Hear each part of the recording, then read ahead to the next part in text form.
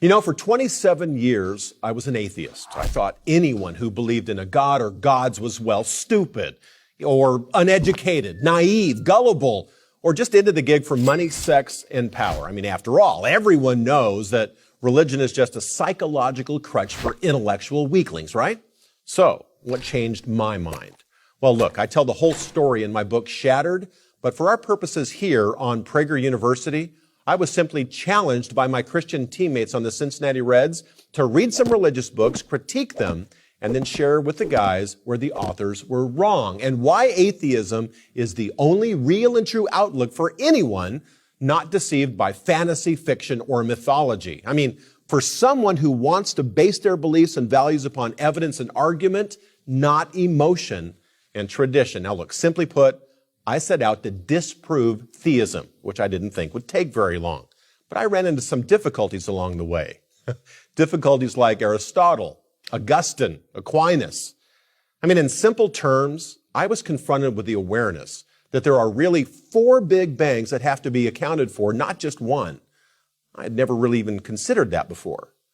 I mean, we're all familiar with the first big bang, right? It's usually the answer given to the question, why is there something rather than nothing? It's the idea that there was nothing, it popped, and boom, there's something.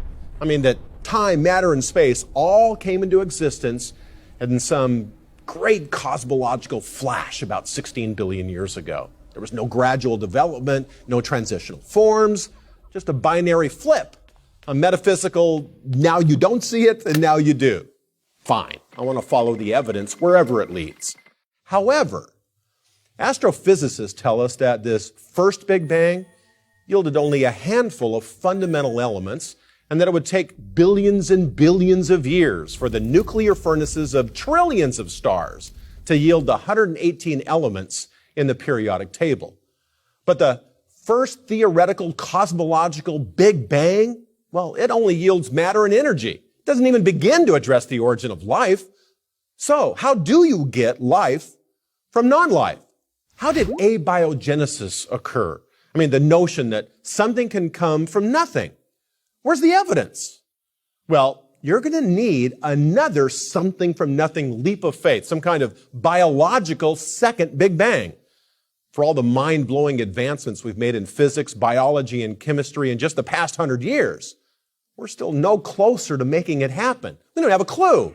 The closer we look, the wider the chasm.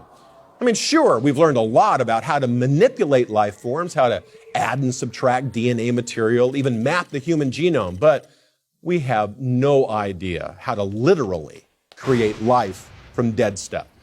Now look, at this point, we still only have physics, chemistry, and some basic biology, or matter, energy, and simple life, if you will, but we still don't have a way to account for the great diversity of life forms. I mean, the huge differences between bacteria, plants, and animals.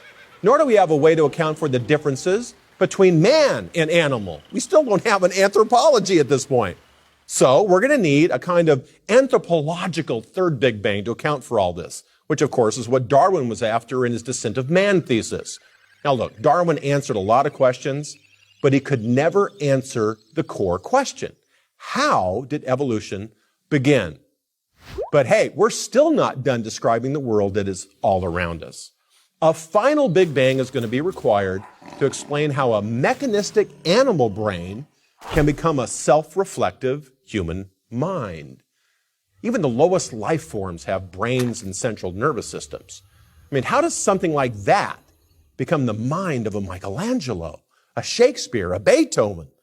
Come on, animals don't do art and they don't appreciate beauty. But the problem is even more basic than that.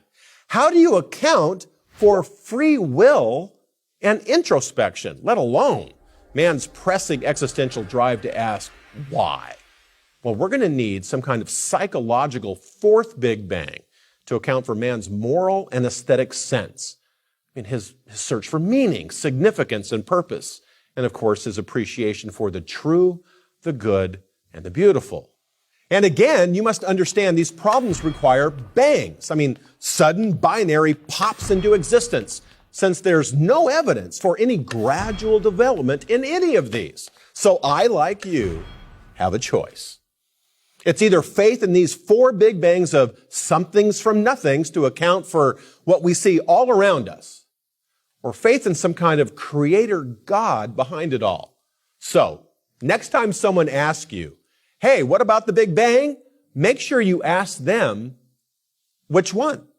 The cosmological, biological, anthropological, or psychological? I'm Frank Pastore for Prager University. Join Prager University, subscribe to our YouTube channel, and sign up for free at prageru.com.